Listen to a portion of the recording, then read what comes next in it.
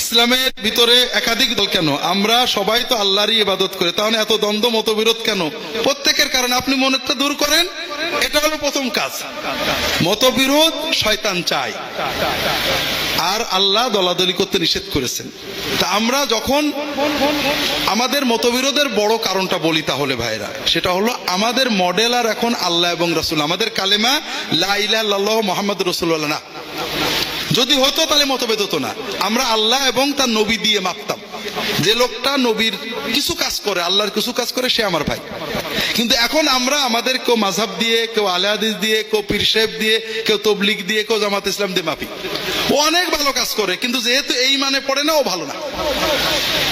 এই মানদণ্ড নষ্ট হয়ে গেছে। আমাদের ভালোবাসার মহব্বতের মানদণ্ড লা ইলাহা ইল্লাল্লাহ মুহাম্মাদুর রাসূলুল্লাহ করেন, যে যতক্ষণ ওর ভিতরে লা ইলাহা ইল্লাল্লাহ মুহাম্মাদুর রাসূলুল্লাহ আছে, ও আমার ভাই।